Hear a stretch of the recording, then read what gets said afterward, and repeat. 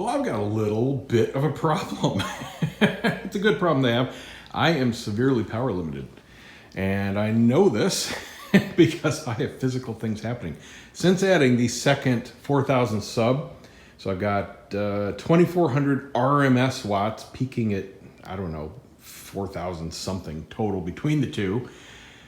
And adding the 600 watt monolith amp, in addition to the 500 or so-ish that the Yamaha is pushing to the 4 Atmos speakers and the 2 surround, between 4 and 500 at least, plus the television, plus everything in the rack, all the media boxes and all of that kind of stuff.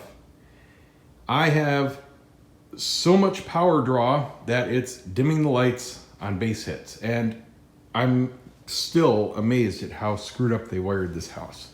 So this is all on one shared 15 circuit, and you might not think that's too bad. I mean, that's not that much equipment, and you'd be right if this was the only stuff on the circuit. So on this one shared circuit, we have all of this, that can light, that fan and lights.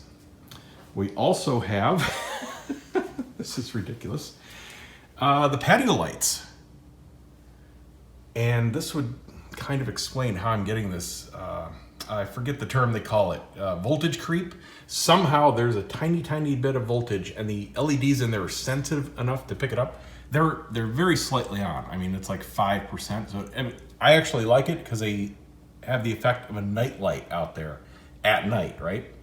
But if you turn them on, you can see that, you know, it's very, very dim when they're actually off. So they're going to off right now. And there they are. It's just a tiny, tiny glow. But they're on the same circuit. Oh, as is this fan, which I hardly ever use. As is the master bedroom lighting. All of these and the shower. Not the bathroom lighting, the actual toilet room, or the fans though. Those are on another circuit. Oh, and the LED light in the walk-in closet, which interestingly enough, when you turn on the TV, this turns off and on. It's very voltage sensitive. So all of that on one shared 15 circuit, I think you can see my problem. But I think this is going to be a very easy solution. This is an outlet in the master bedroom on a separate, completely unused circuit. I mean, virtually completely. It's kind of dark. Hang on there.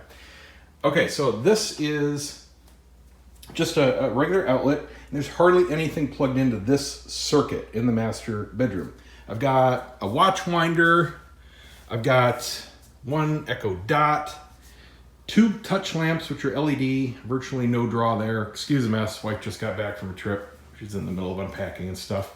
She's got a little fan and some phone chargers, and I've got one of the Google Wi-Fi nodes, and that's it. So there's virtually no draw. We don't use a fan or any of the room lights in the master bedroom, just these 2 little lamps, and that's it. And the bathroom, all the other stuff in there is on another circuit. So looking where this outlet is to where the main outlet is for my home theater, I think you can see where I'm going with this. I'm going to tap into that circuit, put another junction box right here on this side of the wall, and that will basically give me a dedicated 15 amp circuit where I can plug in one of the subs and the amplifier. And then this shared 15 here, and that's just a surge protector, by the way, don't worry, I don't split out from it. It just makes it more convenient to plug things in. That will run the receiver and all the little stuff and be shared with the other sub, still leaving plenty of headroom. So basically taking this and the big amp off the circuit onto the other one.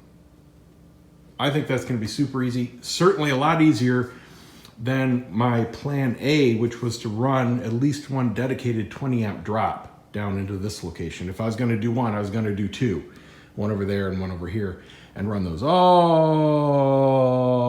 the way through the attic back into the garage to the panel, which would have been a major nightmare because I hate working up in the attic. Let's see what I have to do for this. So what this is gonna take is about 15 bucks. We need some 14.3 Romex. We need a cover plate. We need an outlet. And we need a drywall junction box. This allows us to mount this anywhere so you're not dependent on a stud. You got these little flaps, and just like the Atmos speakers, you twist that screw and they twist into place and they secure themselves against the drywall. We're going to just cut off a few feet of Romex. We're going to tie into the outlet on the one side of the wall, just shoot it straight through, cut a hole for this, figure out where we want it, bring it in, strip it, plug it in. Should take about 20 minutes. So this is the baseline. This is where we're at now. I'm playing 2-channel and we'll crank it up here. I'm out on the patio, got these lights on. Remember, they're on the circuit. So we'll turn it up in your reference here. Wait for the bass to hit.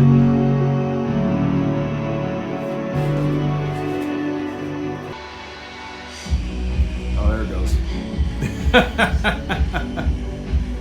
Yeah, that's not good. You can imagine how bad it is with movies. Measured out the rough opening for the hole. Now we can run our line. Tied into the outlet on the other side. Poke the wire through. Put the box in. Just screwed in these. This is now nice and tight. Now I'm just going to trim this to about here. Strip it. Wire in the outlet. Cover it up. And I was so used to wiring the rest of the house for all the switches and everything that I forgot these outlets don't need 14.3, they just need 14.2. So you can even save a couple bucks. I'm just trimming off the red wire, which we don't need. And there we go. A little cleanup on aisle 6, and that'll be good to go. I'm gonna go ahead and put this surge suppressor in there and split. Now I've got 30 amps to play with. More importantly, well below the limits of both circuits. We're gonna put one sub, 1 amp, a bunch of little stuff and lighting on one sub, 1 amp, a bunch of little stuff TV on that one. That'll be a nice even split, and we should get full rated amplifier power and a much more stable supply of power. Okay, that worked. No more flickering. Back up at 0 dB reference. Yay! Successful project. So there you go. Before you go through the time and expense, something really expensive, check out what you got and maybe you can make something work pretty cheap and effective. Now if I could only fix all these damn rattles.